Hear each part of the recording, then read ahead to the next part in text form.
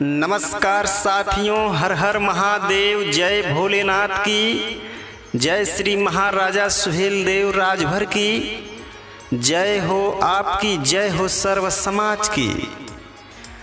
साथियों, आज हम चर्चा करेंगे, संवाद करेंगे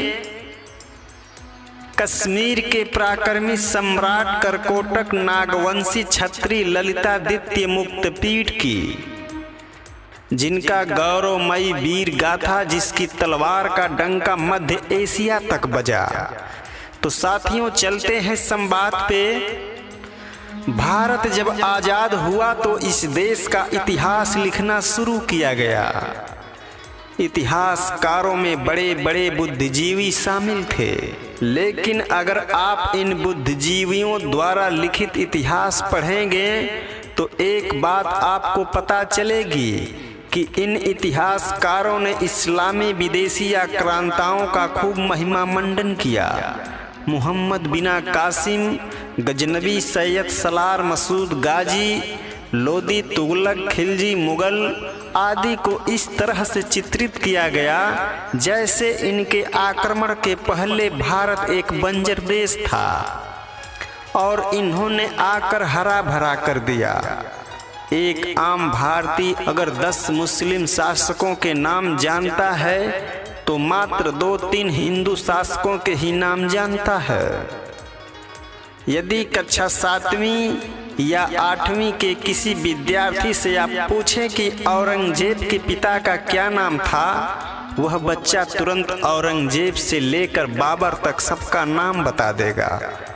लेकिन अगर उसी बच्चे से आप सम्राट अशोक, महाराजा सुहेलदेव राजभर, सम्राट हर्षवर्धन, दिल्ली के अंतिम हिंदू मूल निवासी शासक पृथ्वीराज चौहान के पिता का नाम पूछिए, नहीं बता पाएगा, क्योंकि किताबों में पढ़ाया ही नहीं गया।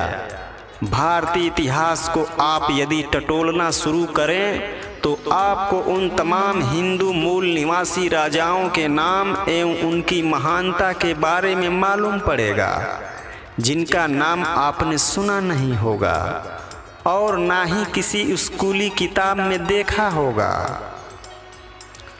आज हम आपको एक ऐसे इतिहास में दफन कर दिए गए महान हिंदू मूल निवासी सम्राट ललितादित्य मुक्तपीठ के बारे में बताने वाले हैं। जानिए कौन थे ललितादित्य मुक्तपीठ। ललितादित्य मुक्तपीठ कारकोटा वंश के कश्मीर के महान हिंदू मूल निवासी सम्राट थे। इनका कार्यकाल 724 ईस्वी से 760 ईस्वी तक था। कारकोटा एक नाग का नाम है। ये नागवंशी करकोटक क्षत्रिय थे। इसी कुल में जन्म लेने वाले इस हिंदू मूल निवासी सम्राट ने अपने पराक्रम से हर विदेशी आक्रांताओं को भारत छोड़ने पर मजबूर कर दिया था। सत्ता संभालते ही ललितादित्य ने मुसलमान आक्रमणकारियों को पश्चिम के कैस्पियन सागर तक खदेड़ दिया था। इन आक्रांताओं के भीतर इनका भय इस कदर व्याप्त हो गया था कि इनके शासन काल के बाद भी कई वर्षों तक किसी मुसलमान ने भारत की तरफ आंख उठाकर नहीं देखी। ललितादित्य का विजय अभियान। ललितादित्य के काल में कश्मीर का विस्तार मध्य एशिया और बंगाल तक पहुंच गया। उन्होंने अरब के मुसलमान आक्रांताओं को सफलतापूर्वक दबाया तथा तिब्बती सेनाओं को भी पीछे धकेला। इन्होंने पंजाब के राजा यशोवर्मन को भी हराया, जो हर्ष का एक उत्तराधिकारी था। वीरता के साथ साथ इनकी लोकप्रियता इतनी थी कि जब इन्होंने पंजाब की तरफ कूच किया तो वहां की जनता ने इनके सम्मान में पलक पावड़े बिछा दिए। इसके बाद इन्होंने अपने विजय अभियान को आगे बढ़ाते हुए बिहार, बंगाल, उड़ीसा तक अपने साम्राज्य का विस्तार किया। पश्चिम में यह विजय अभियान राजस्थान, गुजरात, मालवा होते हुए महाराष्ट्र तक जा पहुंचा। इतिहासकार आरसी मजमूदार ने अपनी पुस्तक एशियंट इंडिया में लिखा है कि दक्षिण और पश्चिम की इन महत्वपूर्ण विजयों के बाद ललितादित्य ने कश्मीर की उत्तरी सीमाओं पर स्थित क्षेत्रों पर ध्यान दिया। 8वीं सदी के शुरू होते ही अरबी मुसलमानों का आक्रमण काबुल घाटी को चुनौती दे रहा था। इसी दौरान सिंध के रास्ते से मुस्लिम शक्ति उत्तर की ओर बढ़ने का प्रयास कर रहे थे, लेकिन ललितादित्य ने कश्मीरियों और बौद्ध भिक्षुओं की मदद से उन सभी आक्रमणकारियों सिर्फ रोके नहीं रखा, अपितु पश्चिम के कैस्पियन सागर के पार पहुंचा दिया। इतिहासकार गोपीनाथ श्रीवास्तव ने अपनी पुस्तक कश्मीर में लिखा है कि ललितादित्य के शासनकाल में समाज बहुत सुखी एवं संपन्न था। एशिया के प्रायः सभी देशों के साथ खुली व्यापार व्यवस्था थी, खेती के लिए अनेक सुविधाएं थीं और अनेक नवीन खोजें की गई। जल संचार योजना को महत्व दिया गया। ललितादित्य ने विदेशों में अपने विजय स्मृति स्थल बनवाए। कला संस्कृति के भी थे शौकीन।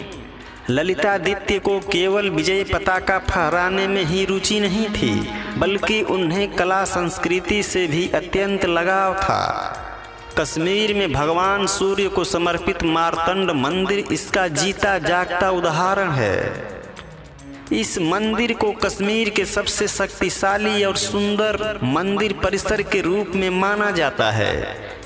हिंदू मूल निवासी होने के बावजूद ललितादित्य ने कई बुद्ध विहारों की स्थापना की। आखिर क्यों नहीं जानता इनके बारे में एक आम भारतीय? हैरानी की बात है कि अनेकों उपलब्धियों के बाद भी ललितादित्य को आम भारतीय नहीं जानता है। एक और जहां मुगलों पर अनगिनत फिल्में और धारावाहिक बन चुके हैं, वहीं इस महान हिंदू मूल निवासी सम्राट का महिमा मंडन किसी स्कूल की किताब में नहीं किया गया। क्या यह महज संयोग की बात है या ऐसा जानबूझकर किया गया है? यदि कश्मीर के एक हिंदू मूल निवासी राजा की विश्व विजय गाथा प्रसिद्ध हो गई, तो क्या इसका असर आज की कश्मीर समस्याओं की परिप्रेक्ष्य में भारत के पक्ष में न हो जाए? ऐसा सोचकर इस विजय गाथा को दबाया तो नहीं गया। खैर, कारण चाहे कुछ भी हो, लेकिन आज के इंटरनेट के ज़माने में कुछ भी असंभव नहीं है। आज की युवा पीढ़ी से ये चीज़ें छुपाई नहीं जा सकती। पिछले कुछ वर्ष में भारत में जिस तरह परिवर्तन हो रहा है, उससे स्पष्ट है कि जल्द ही ललितादित्य पर फिल्म और किताब भी अवश्य आएगी। इस महान मूल निवासी हिंदू सम्राट के साथ कश्मीर में हिंदू स्वाभिमान का स्वर्ण युग प्रारंभ हुआ। हिंदू धर्म का विशालता सहिष्णुता का प्रतीक बन गया था। सम्राट ललितादित्य इस आभा को बाद के मुस्लिम आक्रांताओं ने बर्बाद कर दिया।